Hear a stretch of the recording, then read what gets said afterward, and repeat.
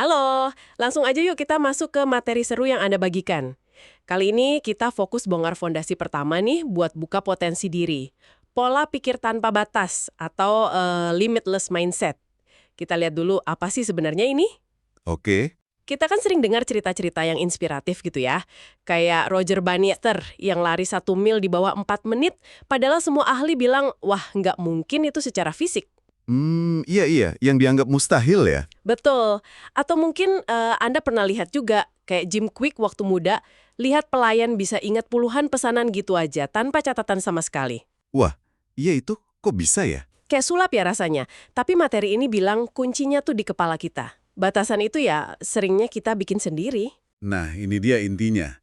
Gimana persepsi kita itu benar-benar bisa ngebentuk realitas kita. Di catatan Anda kan disebut tuh, kita sering kejebak sama yang namanya LES, Limited Ideas Entertain. LIS ya, ide terbatas yang kita yakini. Ya, ide-ide terbatas yang tanpa sadar kita anggap benar gitu aja. Ini bagian dari belief system, sistem kepercayaan kita. Semacam program mental yang malah bisa jadi ngehambat kita loh. Oke. Mari coba kita lihat deh beberapa program penghambat yang paling umum ini. Oke, menarik banget ini konsep LIS. Kedengarannya kayak virus pikiran gitu ya. Nah, di materi Anda kan ada 7 LIS umum soal belajar. Berhubung waktu kita juga nggak banyak, kita gali beberapa yang paling dasar aja kali ya. Boleh, boleh. Yang pertama, dan mungkin ini yang paling kuat ya, LIE #1. Kecerdasan itu tetap. Keyakinan kalau kita tuh lahir udah ada jatah pinternya segini, dan ya udah nggak bisa diubah lagi. Kenapa ya kok gagasan ini kuat banget? Itu pertanyaan bagus. Mungkin karena kita dari kecil sering dipuji bakat alami. Atau malah sebaliknya, dibilang kurang. Ini nyambung banget sama konsepnya Carol Dweck soal fixed mindset lawan growth mindset. Ah iya, fix dan growth mindset, sering dengar itu.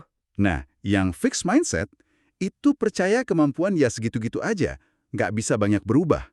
Tapi sebaliknya, growth mindset, pola pikir bertumbuh, itu melihat kemampuan sebagai sesuatu yang bisa diasah lewat usaha, belajar, kerja keras. Jelas beda banget ya dampaknya. Beda banget. Mana yang lebih memberdayakan coba, kan?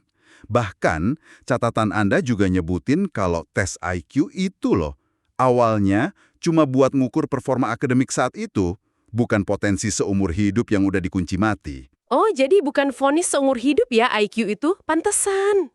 Pemahaman ini penting banget sih, soalnya kalau kita udah ngerasa bodoh atau nggak bakat di sesuatu, ya gampang nyerah jadinya.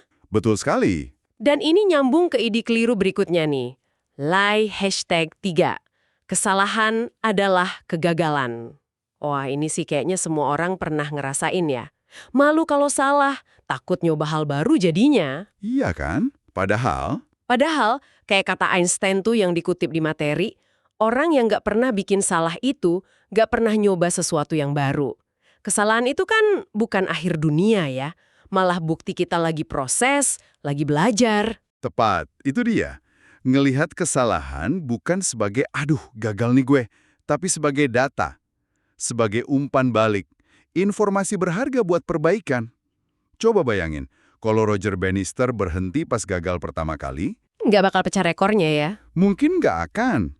Nah, perspektif ini juga ngebantu buat bongkar LIE #7. Kejeniusan itu diturunkan. Kita kan sering mikir orang hebat itu, wah, emang udah dari sananya, jenius. Iya, kayak udah takdirnya gitu. Tapi coba lihat contoh kayak Bruce Lee, atau bahkan Einstein yang katanya dulu dianggap lambat di beberapa hal waktu kecil. Materi Anda nyebut dari gagasan The Talent Code, kalau kejeniusan itu lebih sering dibangun, bukan diwariskan. Oh, dibangun.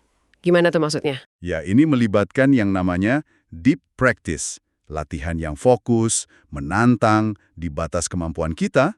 Terus ada ignition, semacam percikan motivasi yang kuat banget, sama master coaching, bimbingan dari ahlinya. Jadi intinya sih, potensi Anda itu bukan cetakan pabrik. Wah, oke. Mulai kebayang nih gambarannya. Jadi, pola pikir kita ini kayak setir mobil ya. Kita yang pegang kendali mau kemana arahnya. Bisa dibilang begitu. Saya suka banget kutipan dari Stanley ke Jim Quick yang ada di catatan tapi dibalik sedikit sama Quick.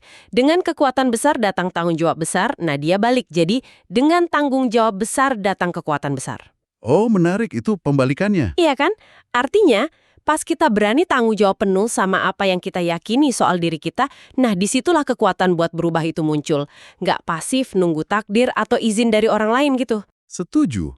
Dan buat ngambil tanggung jawab itu, materi Anda ngasih saran proses 3 langkah praktis nih buat mulai bongkar Lee Ice ini. Gampang kok ngikutinnya. Oke, apa aja tuh? Pertama, sadari dan kasih nama keyakinan terbatas itu. Coba deh dengerin self-talk negatif Anda. Kalimat-kalimat kayak, ah mana mungkin saya bisa, atau saya emang nggak sepinter dia. Kenali dulu polanya. Oke, disadari dulu ya, jangan diabaikan. Betul. Kedua, periksa faktanya. Benar nggak sih keyakinan negatif itu didukung bukti kuat? Atau jangan-jangan cuma asumsi aja yang udah lama kita pegang? Seringkali, kalau dicek, buktinya tuh lemah atau malah nggak ada sama sekali. Jadi diuji gitu ya, beneran nggak sih ini? Iya, di-challenge. Ketiga, secara sadar, ciptakan keyakinan baru yang memberdayakan, yang positif, yang pengen Anda tanamkan sebagai penggantinya. Terus, ulangi terus keyakinan baru ini. Ini bukan sulap ya, tapi latihan mental. Proses berkelanjutan buat melepas batas diri kita. Sip, sip. Jadi kalau dirangkum nih, pola pikir tanpa batas ini intinya adalah kesadaran bahwa banyak banget batasan yang kita rasain, itu sebenarnya self-impose, kita pasang sendiri gara-gara lies atau ide terbatas yang kita terima gitu aja.